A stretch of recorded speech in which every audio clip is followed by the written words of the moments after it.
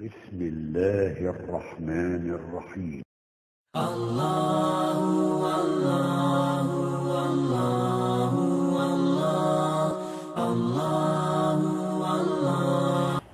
Bismillahirrahmanirrahim. Assalamualaikum warahmatullahi wabarakatuh. Alhamdulillahi wa kafa, wassalatu wassalamu ala nabiyil mustafa wa ala alihi wa ahli sidqi wa man wafa, amma ba'd. Saudaraku yang berbahagia dimanapun Anda berada, kita lanjutkan sempuri agama, kisah-kisah teladan, kisah-kisah penuh hikmah, kisah-kisah dari hadis, yang insya Allah pada kesempatan ini kami akan menyampaikan kisah penuh hikmah dan dalam bahasa Indonesia. Saudaraku, kisah ini dari seorang sufi yang bernama Syekh Abu Sa'id Abul Khair. Suatu hari ada seorang pemuda ingin belajar kepada Abul Khair. Si pemuda ini pun mendatangi padepokan Abul Khair. Tibalah ia di sana, masuklah ia ke padepokan tersebut, dan ketika dia sampai di padepokan Abul Khair, ia menyaksikan Abul Khair sedang membaca surat Al-Fatihah.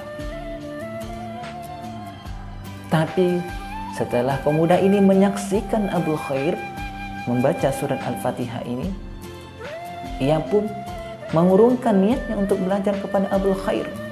Kenapakah hal itu terjadi? Apa gerangan yang menyebabkan pemuda ini mengurungkan niatnya untuk belajar kepada Abul Khair? Ternyata setelah ia mendengar bacaan surat Al-Fatihah Abul Khair, pemuda ini memperhatikan ada yang kurang dari bacaan Al-Fatihah Abul Khair. Ia pun berkata kepada dirinya, bagaimana aku belajar kepada guru ini sedangkan baca surah Al-Fatihah saja seperti itu? Ia pun meninggalkan padepokan tersebut. Ketika dia keluar dari padepokan, ingin meninggalkan padepokan tersebut, tiba-tiba di tengah jalan ada seekor singa menghadangnya. Ia pun ketakutan dan ia pun ingin menghindar dari singa tersebut dengan berlari ke arah belakang. Tapi ternyata tiba-tiba di belakangnya pun ada seekor singa yang siap menghadangnya, yang sudah menghadangnya. Ia pun semakin ketakutan dan tidak bisa lari kemana-mana lagi karena ada di depannya seekor singa, di belakangnya pun ada seekor singa. Ia pun berteriak ketakutan, berteriak sekeras-kerasnya, sehingga terdengarlah oleh Abul Khair yang berada di dalam padepokan tersebut. Maka Abul Khair pun keluar dari padepokannya, menghampiri suara teriakan minta tolong tersebut. Ketika Abul Khair tiba di situ, ia pun menyampaikan dan berkata kepada kedua ekor singa tersebut, wahai singa, aku sudah berkata kepada kalian jangan pernah mengganggu tamu-tamuku. Maka kedua singa ini pun menunduk kepada Abul Khair, dan Abul Khair pun menghampiri kedua singa ini sambil mengelus-elus ke telinga dari singa tersebut. Dan setelah itu pun singa itu pergi meninggalkan Abul Khair dan pemuda ini. Pemuda ini malu dan juga takjub dengan kemampuan Abul Khair menundukkan kedua singa tersebut. Ia pun bertanya, wahai Syekh, apa yang menyebabkan engkau mampu menundukkan kedua singa ini, padahal singa merupakan binatang yang buas?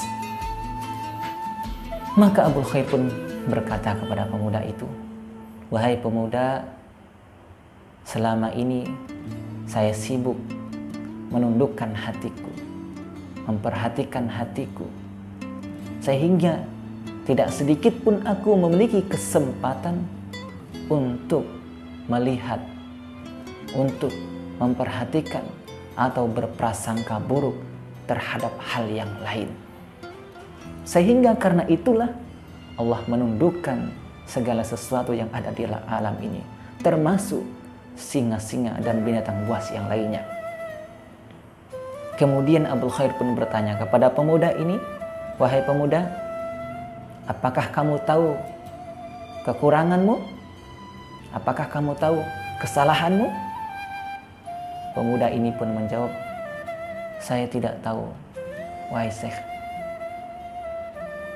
Maka kata Abul Khair, "Itulah wahai pemuda yang menyebabkan engkau takut terhadap kedua singa ini, karena engkau sibuk memperhatikan hal-hal yang bersifat lahiriah, engkau sibuk memperhatikan kekurangan dan kesalahan orang lain, engkau sibuk dengan berprasangka buruk terhadap orang lain, sedangkan engkau lupa terhadap kesalahanmu sendiri, engkau lupa terhadap hatimu sendiri, engkau lupa terhadap kekuranganmu sendiri. Sehingga engkau pun takut kepada apa yang ada di alam ini." Maka pemuda ini pun sadar ternyata betapa luar biasanya Abul Khair dengan karomahnya.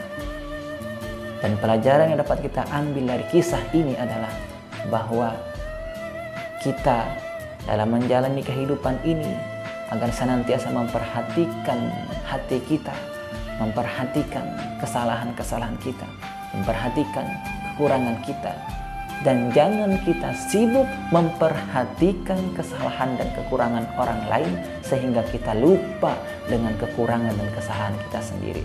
Kita sibuk mengurus orang lain tapi kita lupa untuk mengurus hati kita, untuk mengurus diri kita sendiri.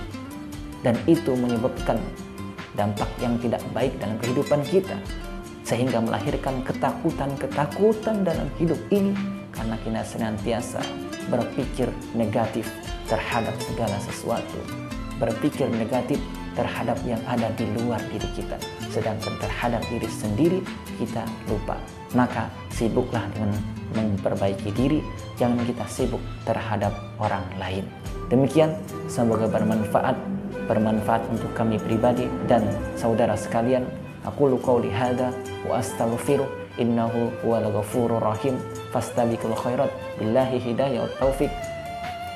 Nun wal qalami wa ma yasturun balum nang dunia dan akhirat. Assalamualaikum warahmatullahi wabarakatuh.